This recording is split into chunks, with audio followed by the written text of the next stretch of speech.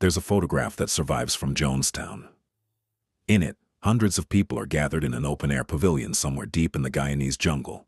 They're smiling, some are clapping, children are sitting in the front rows, legs crossed, looking up at something just outside the frame. It looks in almost every way like a church picnic. That photograph was taken sometime in 1978. A few months later, 918 of those people would be dead. Understanding how that happens requires going back to the beginning, not to the jungle, not to the guns and the vats of poison. Back to Indiana in the 1950s, where a young man named Jim Jones was already practicing. Jones grew up poor in a small town called Lynn, Indiana. By most accounts, he was a strange kid, intense, fixated on death and religion in ways that made other children uncomfortable. He held funerals for animals. He preached to neighborhood kids, organizing them into mock church services that he led himself. He wasn't playing pretend. Even at 10 years old, something in him needed to be at the front of the room. By his early 20s, he had founded his own church in Indianapolis, the People's Temple. From the beginning, Jones did something that set him apart from every other preacher on the Midwest revival circuit. He made his church a place where black and white members worshiped together. In 1955, Indiana, that was dangerous. His church was vandalized. He received death threats, and his congregation loved him for it, because he kept showing up anyway. He also told them he could heal the sick. He staged healings during services. People in wheelchairs stood up and walked. Cancers were reportedly drawn out of bodies. What the congregation didn't know was that Jones had planted people in those seats. The wheelchairs were props. The cancers were chicken livers, palmed and produced at the right moment. The healings were theater, carefully rehearsed theater performed by a man who understood exactly what desperate people needed to see. The temple grew. It moved to California in the mid-1960s, establishing congregations in San Francisco and Los Angeles. Jones cultivated relationships with city officials, gave generously to local causes, and positioned himself as a community pillar. He was photographed with prominent figures. To the outside world, he was a progressive religious leader doing meaningful work. Inside the temple, something else was happening entirely. As the People's Temple grew, Jones became obsessed with loyalty, not devotion in the religious sense, something more suffocating. He needed to know that every person inside the temple belonged to him completely, that there was nothing in their lives, no relationship, no private thought, that existed beyond his reach. He started holding catharsis sessions. Members would be called to the front of the room, where others would publicly accuse them of disloyalty or impure thoughts. The accused weren't allowed to defend themselves. They were expected to confess, to agree, to thank the group for the correction. Physical punishment followed. Adults, elderly people, and children were paddled in front of the congregation. Jones framed it as love, as necessary medicine, and because the same man ordering the punishment had also fed them, housed them, told them they were chosen, people accepted it. He also collected information. Members were encouraged to write letters confessing their secrets, affairs, doubts, past crimes. Jones kept those letters. He referenced them during services, reading details aloud to demonstrate what felt like divine omniscience. It was a filing system. He knew everything because they had told him. Leaving became nearly impossible. Jones had their confessions on paper. He knew where their families lived. He had spent years convincing them that the outside world was irredeemably corrupt and hostile. That leaving meant stepping into something that would destroy them. By the mid-1970s, journalists and former members had begun raising alarms. A 1977 article in New West magazine published accounts describing abuse, financial manipulation, and coercive control. Jones's public image began to crack. He had already been planning his exit. For years, he had talked about building a sanctuary beyond the reach of the American government. He had secured a lease on a tract of land deep in the Guyanese jungle and called it the People's Temple Agricultural Project. When the pressure in California became too great, he relocated there. Thousands of temple members followed. Some willingly, some pressured, some because everyone they loved was already there. What they arrived to was not the sanctuary they had been promised. Jonestown sat in the middle of roughly 3,800 acres of dense Guyanese rainforest, hours from the nearest city by a road that was barely a road at all. The isolation Jones had framed as freedom was also, by design, a wall. At its peak, roughly 1,000 people lived there. The settlement had housing, a school, a medical clinic, and agricultural fields. From a distance it looked like exactly what Jones had promised, a self-sufficient socialist utopia carved out of the jungle. But what Jonestown looked like was far different from what it felt like to live there. The days were brutal. Members worked the fields in equatorial heat for hours, then attended mandatory meetings that ran late into the night. Jones broadcasted over a loudspeaker system that reached every corner of the settlement, sometimes with sermons, sometimes at 2 or 3 in the morning, with rambling transmissions that residents had no choice but to hear. The voice was everywhere. There was no quiet. Jones himself was deteriorating, heavily dependent on prescription drugs. His broadcasts became erratic and paranoid. The rules were total. Mail was read before it was sent or received. Armed guards patrolled the perimeter, described as protection against outside threats, but really there to prevent people from leaving, because people wanted to. The food was inadequate. People were getting sick. Children were being punished in ways that went far beyond discipline. And Jones, broadcasting at midnight, told them the U.S. government was coming, that mercenaries were in the jungle, that enemies were closing in. He called it White Night. The first White Night happened in 1977. Sirens went off across the settlement in the middle of the night. Residents were ordered to the pavilion. Jones announced that the end had come and that the only option was revolutionary suicide. Vats of liquid were brought out. Members were told to drink. They drank. Then Jones told them it had been a test. The liquid wasn't poison. He needed to know if they were committed enough to die. The drills continued. Each time, Jones framed the suicide as an act of dignity, resistance, and love. He called it stepping over, as though dying were simply a matter of crossing a threshold. He was rehearsing them. None of them knew that yet. It would take someone from the outside to break it open, and even then, it would not be enough. In November of 1978, a United States congressman named Leo Ryan flew to Guyana. Ryan had been receiving letters for months from constituents in California whose family members were living in Jonestown and couldn't get out. The letters described people being held against their will, children who couldn't be contacted, and relatives who had stopped responding to mail. Ryan was not the kind of politician who filed the letters away. He was the kind who booked a flight. He arrived with a delegation, staff members, journalists, and an NBC news crew.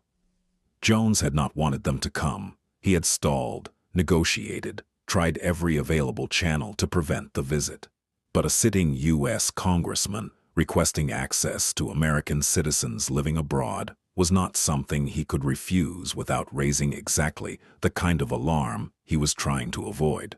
So he let them in. The visit, at first, seemed to go better than anyone expected. Ryan and his delegation were given a tour. They saw the fields, the school, the medical clinic. That evening there was a welcome dinner in the pavilion. Music, dancing, residents who smiled and told the journalists they were happy that this was their home, that they had chosen to be here. Some of them meant it. Others were performing under the weight of what they knew would happen if they didn't. But something shifted overnight. In the early hours of the morning, residents began passing notes to members of Ryan's delegation. The notes said the same thing in different handwriting. "We want to leave. Get us out, please." By the following day, more than a dozen people had quietly indicated they wanted to go back to the United States with Ryan's group. Jones watched this happen and said nothing publicly. But the people closest to him could see what was occurring behind his eyes. Every person who left was a crack in the wall. Every person who left was proof that the thing he had built could be walked away from. And if it could be walked away from, then everything. The confessions, the guards, the white knights, the years of slow psychological architecture had not been enough. Ryan approached Jones directly and told him the visit had been largely positive and that he intended to say so publicly. He meant it as a gesture of good faith. Jones received it as something else entirely. The delegation prepared to leave with the defectors. They loaded into trucks and drove to the small airstrip at Port Kaituma, about 6 miles from Jonestown. 2 small planes were waiting. People began boarding. Then a truck pulled up. Armed men climbed out. Members of the temple's security team, people who had lived in Jonestown, who had worshipped alongside the people they were now pointing guns at. They opened fire without warning. Congressman Leo Ryan was shot and killed on the airstrip. 4 others died with him, 3 journalists and 1 temple defector who had almost made it out. Many more were wounded. Some survivors ran into the jungle and hid until help came. The planes, riddled with bullets, never left the ground. Back in Jonestown, Jones called the community to the pavilion. He already knew what had happened at the airstrip, and he knew what it meant. There was no version of what came next in which Jonestown survived. The authorities would come. The cameras would come. Everything he had built, everything he had controlled, every secret he had kept, all of it was about to be exposed. He got on the microphone. The recording exists. You can listen to it if you want to. It runs for about 44 minutes, and it is one of the most disturbing documents of the 20th century. Researchers call it the death tape. Jones called what was about to happen a revolutionary act. He told his congregation that the time had come, that they had lived as well as they could, that the enemies were already on their way, and that what awaited them outside of Jonestown was not life, but suffering, prison, torture, and the destruction of everything they had sacrificed to build. He told them that dying together was not defeat. It was the ultimate expression of what they believed. He told them to be calm. He told them it was a good day. Nurses and medical staff moved through the crowd carrying large metal vats and syringes. The vats contained a mixture of cyanide, sedatives, and a powdered drink mix, purple, sweet-tasting, designed to go down easily. Children were given the mixture first, injected or administered by syringe into their mouths, by adults who had either believed, had been made to believe, or were too broken to resist believing that this was mercy. The children died quickly. On the recording, you can hear people crying. You can hear Jones telling them not to cry, that crying is not the way to die with dignity. You can hear a woman's voice rise above the others, clear and desperate, arguing that there is another way, that they should fight, that they should run into the jungle, that death is not revolutionary, it is just death. Her name was Christine Miller, and she is the only person on that tape who argues openly against what is happening. Jones speaks over her, the crowd speaks over her, and then she is quiet. Adults drank from cups or were injected by the nurses moving through the crowd. Some fought, some ran, and were caught by the armed guards still stationed at the perimeter. Some of the dead were found with injection marks, suggesting they had not gone willingly, but many went without physical resistance, because resistance had been trained out of them over years, slowly and methodically. Jim Jones did not drink the poison. He was found with a gunshot wound to the head. Whether self-inflicted or administered by someone else has never been definitively established. It didn't matter. By the time his body was found, 918 people were dead around him. A third of them were children. When Guyanese authorities and American officials arrived at Jonestown the following day, they found the settlement silent. Bodies were laid out across the pavilion and the surrounding grounds, some with arms around each other, some face down in the grass, and some still holding the cups they had drunk from. The photograph taken months earlier, the one with the smiling faces and the clapping hands and the children in the front rows, was found among the wreckage. So were thousands of letters, confessions mostly, people writing down their secrets and handing them to a man who promised them safety and used what they gave him as a chain. Investigators spent weeks trying to piece together what had happened and why. Survivors, Those who had fled into the jungle, those who had not been in Jonestown that day, and those who had escaped with Ryan's delegation, spent years trying to answer the same question. How does something like this happen? How does a man convince 900 people that dying together is better than living apart? There is no clean answer. What there is instead is the slow accumulation of small decisions. The first time someone stayed when they wanted to leave. The first time they told Jones something they should have kept private. The first time they watched someone get punished and said nothing. No one walked into Jonestown planning to die there. They walked in looking for something real, something that felt like it meant something. Jim Jones knew that hunger, and he fed it, carefully and patiently, until there was nothing left.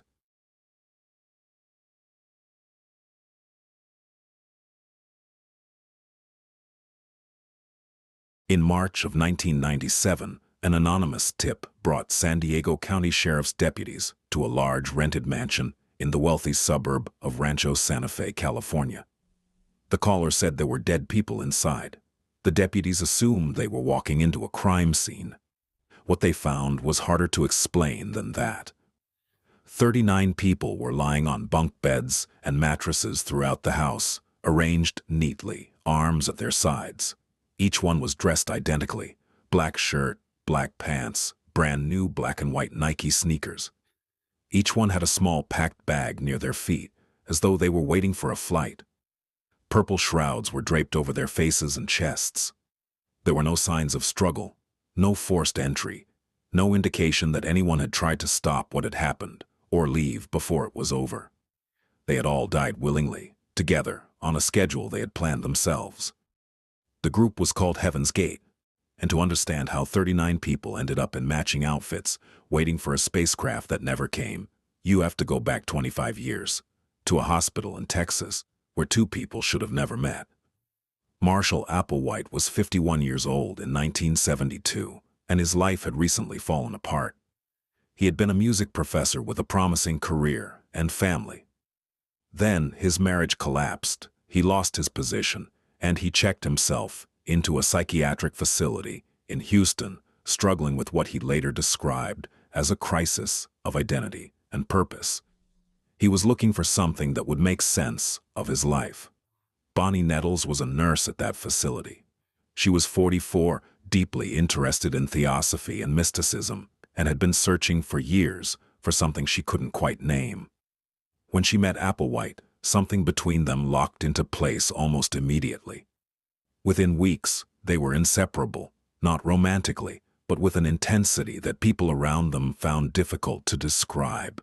They talked for hours. They studied together. They became, in their own minds, something more than two people who had found each other at a low point. They became convinced they had a mission. Applewhite and Nettles came to believe that they were the two witnesses described in the Book of Revelation, biblical figures sent to earth ahead of a divine reckoning. But their framework wasn't purely religious. They blended Christian scripture with science fiction and UFO theory, arriving at a belief system that was, in its own strange way, internally consistent. They believed that the human body was simply a vessel, that the soul, which they called the next-level mind, could be cultivated and eventually transferred to a higher physical form aboard a spacecraft. Heaven wasn't just a place, it was a destination, and it required preparation, and so they started telling people. Applewhite and Nettles called themselves Bo and Peep. Later they would go by Do and Tie, musical notes chosen deliberately. They began traveling across the western United States in the early 1970s, holding meetings in libraries, community centers, anywhere that would have them.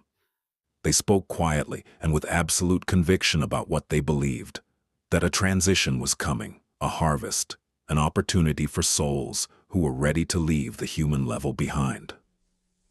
People listened. Some of them stayed. The early followers were not the kind of people you might expect. They were not exclusively vulnerable or uneducated. Some were college graduates. Some had professional careers. Some had families they walked away from. What they shared was a particular kind of hunger, a feeling that ordinary life was missing something fundamental, that the world as it existed was not the whole picture, Applewhite was extraordinarily good at speaking to that feeling. He was articulate, calm, and utterly certain. The group drifted. They lived communally, moving from state to state, camping in fields and forests, living simply and gradually cutting ties with the outside world. They called themselves the crew. They referred to their bodies as vehicles or containers, temporary housing for something that would eventually move on. They had rules about food, sleep, and personal relationships. Romance and sexuality were discouraged and eventually abandoned entirely. Several male members, including Applewhite himself, chose to undergo irreversible medical procedures to reflect how completely they had separated themselves from their physical existence.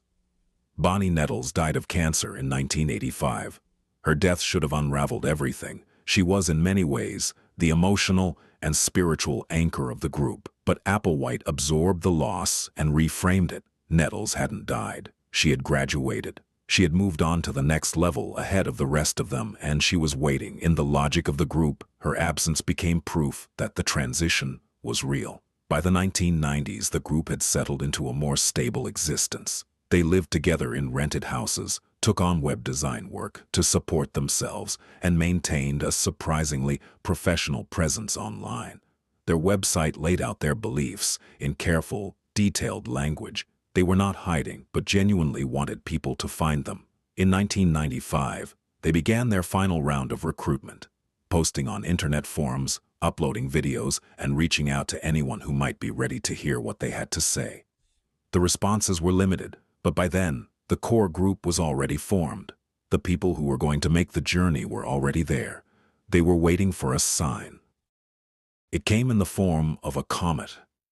Hale-Bopp was one of the brightest comets of the 20th century, visible to the naked eye for months as it passed through the inner solar system in late 1996 and early 1997. For most people, it was a spectacle, something to step outside and look at before going back to their lives. For Heaven's Gate, it was the moment everything had been building toward. A rumor circulated in certain corners of the early internet that a large object had been photographed trailing behind Hale-Bopp. Mainstream astronomers dismissed it quickly as a photographic artifact. But Applewhite and his group received it as confirmation of something they had already believed. The spacecraft was coming. It was here, and the window for departure was not going to stay open. Applewhite recorded a video in the weeks before the end. He sat in front of a camera and spoke directly and calmly about what was about to happen, that the group had made their decision, that they were ready, that he understood this would be difficult for people on the outside to comprehend. He didn't appear distressed, rather he appeared relieved, like a man who had been waiting a very long time for something and could finally see it arriving. The members recorded their own goodbye videos as well. One by one they sat in front of a camera and said farewell to family members, to friends, to anyone who might watch. The tone across almost all of them is the same. Calm, certain, even cheerful. They were not saying goodbye the way someone says goodbye before something terrible. They were saying goodbye the way someone says goodbye before a long trip to somewhere they have always wanted to go. In late March of 1997, the members of Heaven's Gate took their lives in shifts. They consumed a mixture of phenobarbital and vodka, then lay down on their beds and pulled the purple shrouds over themselves. Those who went first were covered by those who went next. By the time the last of them were gone, the house was silent and perfectly ordered. 39 people. The oldest was 72. The youngest was 26. They had packed bags because they genuinely believed they would need them. They wore new shoes because they believed they were going somewhere. When the rest of the world found out, the reaction was a combination of horror and incomprehension. The Nike shoes became a detail people fixated on, something specific and mundane that made the whole thing harder to process. How do you reconcile a packed overnight bag with what happened in that house? But in a way, that dissonance was the point. These were not people who believed they were dying. They believed they were leaving, that the bodies they left behind were simply vehicles they no longer needed, that somewhere beyond the reach of telescopes and skepticism, something was waiting for them. Marshall Applewhite was found among the dead, covered like the others, in the same black clothes and new white sneakers. He had not asked his followers to do something he was unwilling to do himself. Whatever he believed it completely. Heaven's Gate's website remained online for years after the deaths, maintained by two former members who had left the group before the end and spent the rest of their lives honoring what their friends had believed.